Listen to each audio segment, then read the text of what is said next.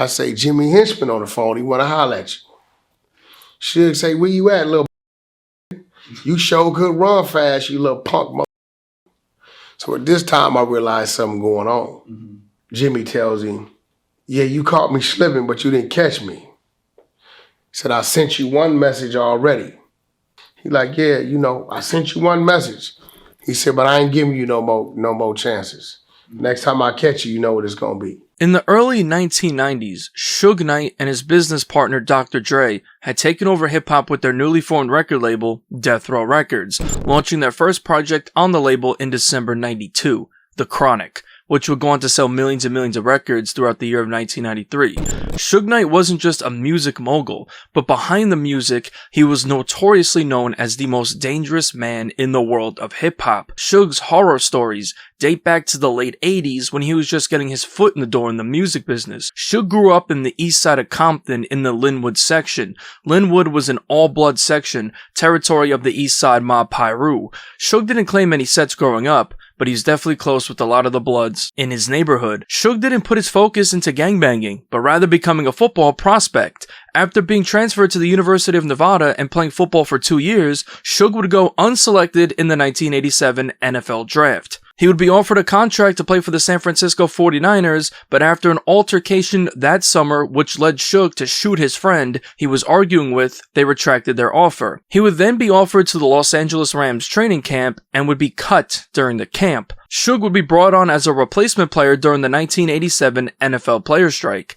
He would only end up playing 2 games for the team before being cut and would then venture into the music business. During this time, a gangster and convicted criminal named James Rosemond, frequently known as Jimmy Henchman, was trying to get his foot in the door in the music business as well. James was born on February 5th, 1965 in Harlem, New York, but grew up in Flatbush, Brooklyn in the Vanderveer Gardens projects. Rosemond was raised by 2 immigrants who migrated from Haiti in the early 1960s.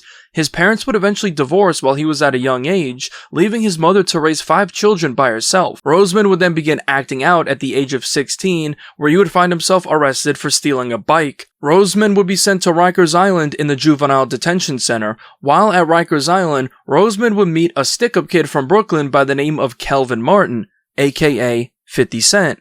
Rosemond would meet more criminals and start getting deeper into the criminal underworld of New York City. Rosemond would adopt the nickname Jimmy Ace while incarcerated. After being released, Rosemond would really start getting into the streets, and by the age of 18, he had caught more and more cases, being charged with criminal possession of a firearm. He would be cut loose once again, but continued getting in trouble because just 3 months later, he was arrested and charged with robbery and second-degree murder. Jimmy managed to get himself out of this, but a year later was bagged again for criminal possession of a firearm. Somewhere along the lines, he would adopt the nickname Jimmy Henchman. After serving his time in Rikers Island, he wanted to leave the life of crime and go legit. Throughout the 80s, he had built up a reputation as one of the most feared street legends in Brooklyn, but it was time to go legit. In 1991, Jimmy would co-found a hip-hop mega conference called How Can I Be Down? Jimmy saw hip-hop as his way out of the streets, and his way to make clean money. Henchman was also behind rap group Salt and Peppa's hit 1993 single, Shoop, which would end up peaking at number 4 on the Billboard Hot 100. In 1992, Dr. Dre, who was the co-founder of Death Row, and Miami rapper Uncle Luke, would end up beefing. Luke and his artist, JT Money, would diss Dre in February 1992 on his album I Got Shit on My Mind on the track Fakin' Like Gangsters. The beef came to a spearhead when Dr. Dre and Snoop would publicly diss Luke on wax on their track Effin' With Dre Day, which would appear on Dre's debut album The Chronic in December of 92. A music video was eventually premiered for the track 6 months later on May 8th, 1993.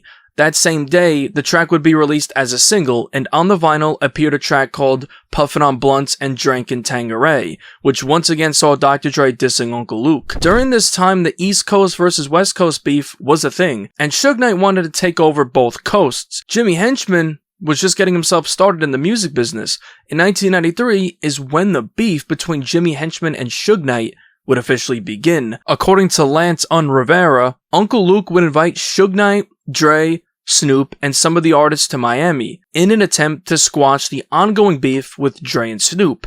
Lance says that it was in Miami where Jimmy Henchman would also show up, and he witnessed the beef with Suge Knight and Jimmy begin. At this time, Luke and Suge and them was at war. Luke invites us all down to Miami. I was there when the Jimmy Henchman beef started with Suge Knight, because this was the original beef that they encountered. During this time, Jimmy was managing artists throughout New York, one of those being a rapper from Flatbush, Brooklyn named Little Sean. This brings us into November 30th, 1994, when Jimmy Henchman would allegedly set up Tupac at the Quad Studios in Manhattan, where he was shot 5 times. Tupac thought he was going to the studio to earn $7,000 to do a song for one of Jimmy's clients, Little Sean, but ended up being robbed and shot.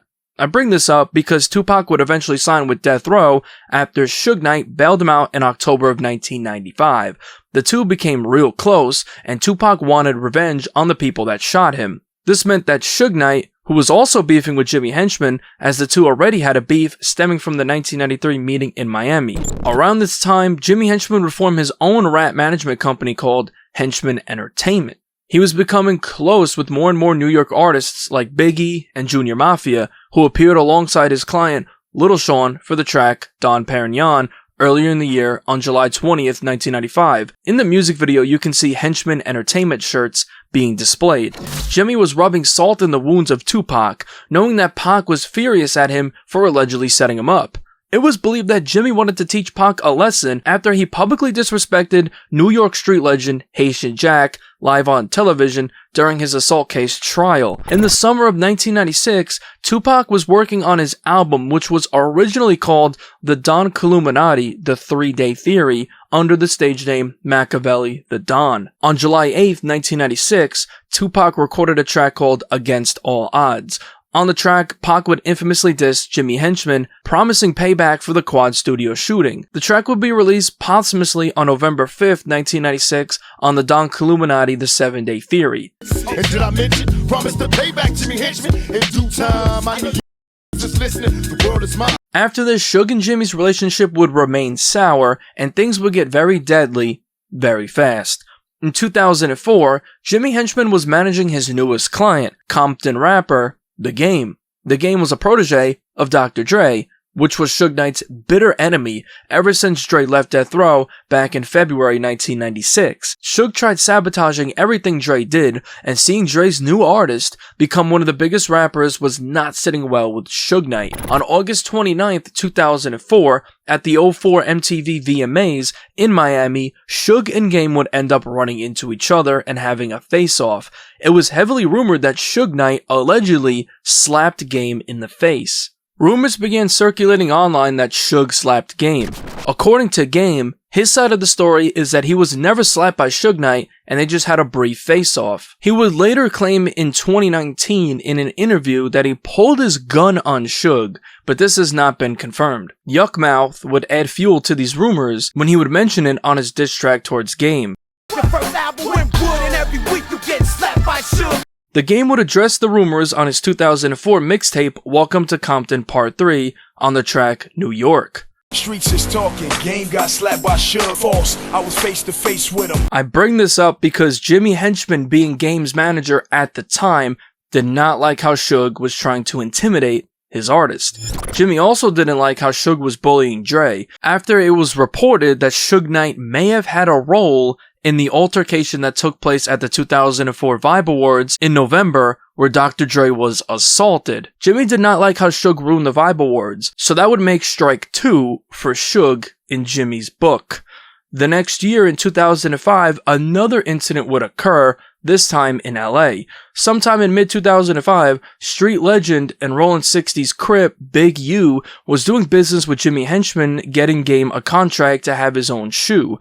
Big U was also cool with Suge Knight because he was close with Corrupt, who was signed to Death Row at the time and the president of Death Row. According to Big U, in an interview with The Breakfast Club, he met Jimmy Henchman at a restaurant to discuss Game's shoe contract, and a run-in with Suge Knight occurred. I got out of prison 6 months before Suge. Me and Suge hooked up. The first money I ever made in hip-hop, I made it doing Game's shoe contract with Jimmy Henchman. So I meet Jimmy through Henry Black. Now, I'm naive to hip-hop, so Jimmy's coming to meet me because he heard of me coming home. Jimmy comes and meets me at the restaurant, and I didn't know about this beef between him and Suge. I really don't get it. So Jimmy comes in the restaurant, and I'll never forget this. He got on all white, a black in all white, and he got a bad chick with him. This dude looked like Miami Vice.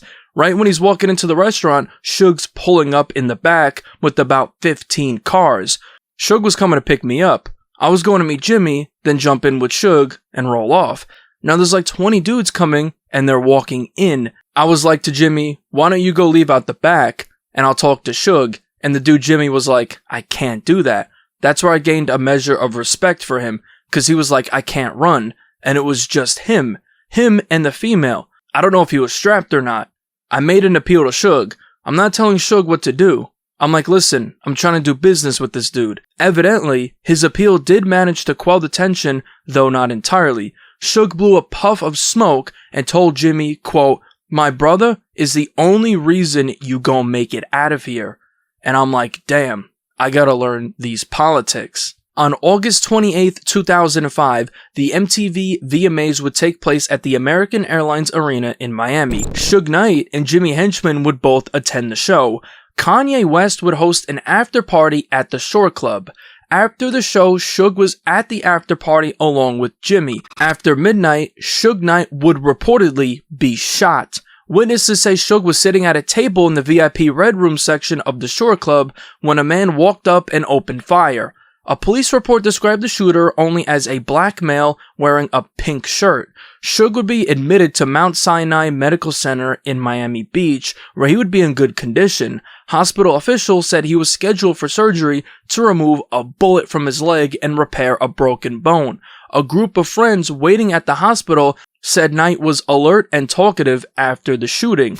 It has been speculated that Jimmy Henchman was allegedly behind the shooting. Veteran industry photographer Johnny Nunez would describe what happened that night on a podcast in 2017. He claims that Jimmy Henchman pulled him to the side and wanted to take a photo, and that's when the shooting occurred. So Jimmy could have potentially wanted Suge being shot to be photographed. About a few weeks prior, or maybe the year before, Kanye West, the Shore Club, I'll never forget, it was very vivid.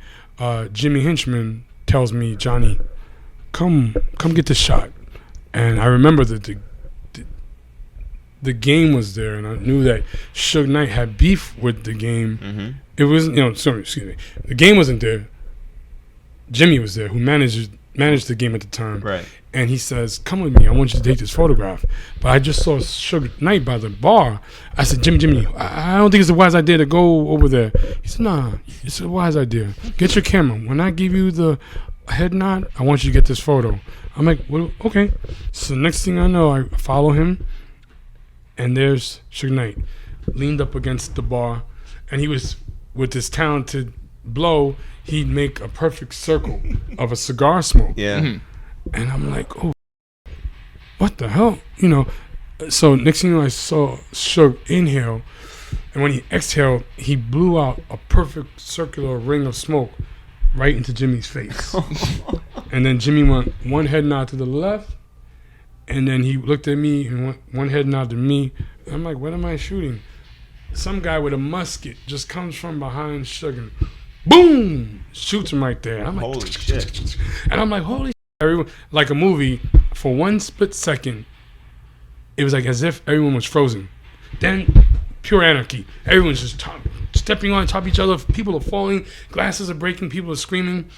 Fast forward sometime after the shooting, Jimmy Henchman was still managing Game, and now another aspiring music mogul, Wack 100, would be introduced to Game around this time. According to Wack 100, another incident occurred between Suge and Jimmy in LA. Wack says that Suge approached Jimmy Henchman at the Century City Plaza in LA, to which Jimmy allegedly ran away from Suge Knight. Now this is all according to Wack. According to Wack, after that incident, Jimmy would be pissed, so he called Wack 100 demanding that Wack put Suge Knight on the phone. Wack then got them on a three-way, to which Suge called Jimmy a dude and said that he's a fast runner for allegedly running away from him. Then Jimmy Henchman would allegedly tell Suge Knight that he already sent Suge a warning and that next time the gun barrel will be raised. So instead of shooting him in the leg, he's going to be shot in the head. This refers to the Miami shooting in 2005 at the VMA after party, saying that was just a warning. Jimmy calls my phone. Yo, get Suge on the phone. Everything straight? Yeah. Whack, get Suge on the phone. Call Suge. Hey, he's like, what up? I say, Jimmy Henchman on the phone. He want to holler at you. Suge say, where you at, little You sure could run fast, you little punk mother. So at this time, I realized something going on. Jimmy tells him, yeah, you caught me slipping, but you didn't catch me. He said, I sent you one message already. He like, yeah, I sent you one message. He said, but I ain't giving you no more chances.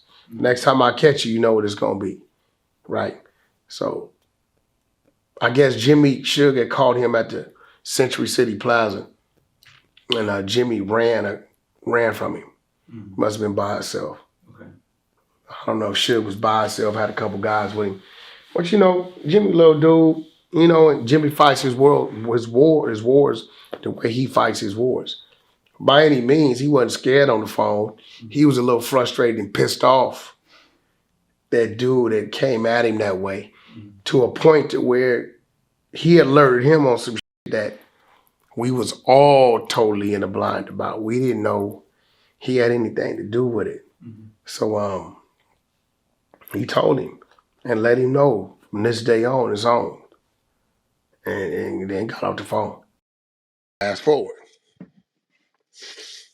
Florida. Y'all remember? Kanye West party. Henchman? Uh-oh. Bus on him. On Pyro, Jimmy told that on this phone number, on the three-way, hey, keep playing. I sent you a message already and got you shot in the ass. You keep playing, I'ma have 5,000, raise that barrel up a few more feet. Fast forward to July 23rd, 2008. The Game was filming the music video for his track My Life, featuring Lil Wayne, for his upcoming album LAX. The video was filmed in areas in and around Compton. Wack 100 and Jimmy Henchman were of course present at the video shoot. According to Wack, Suge Knight pulled up to the video shoot. While at the video shoot, Wack says that Suge was trying to start trouble by telling people that Jimmy was the guy that got Tupac killed. Now this is all according to Wack 100. My Life video, Game and Lil Wayne. Jimmy's still in the management seat. Who you think's at the video? Jimmy. Jimmy? Guess who else shows up to the video? Suge. Goddamn Suge. You know what Suge does? Is Suge He gonna tell the homies, some young don't know no better. Yeah, that's the that killed Pac.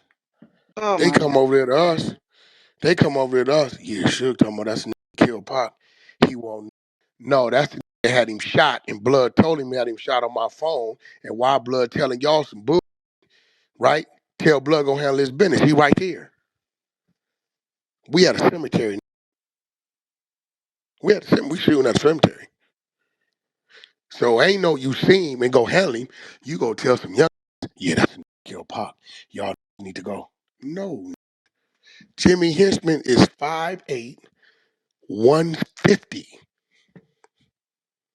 Now you know what the then told you.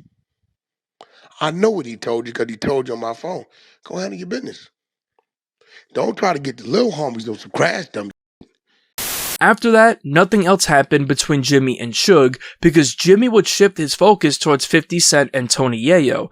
Eventually, Jimmy Henchman was arrested in June of 2011 and charged with heading a trafficking ring. He would eventually have added charges in 2017 for the alleged murder of G-Unit associate Lodi Mac and is currently serving 1 life sentence plus 30 years. Suge Knight would also find himself behind bars in January 2015 for murder when he allegedly ran over 2 people on the set of the movie Straight Outta Compton.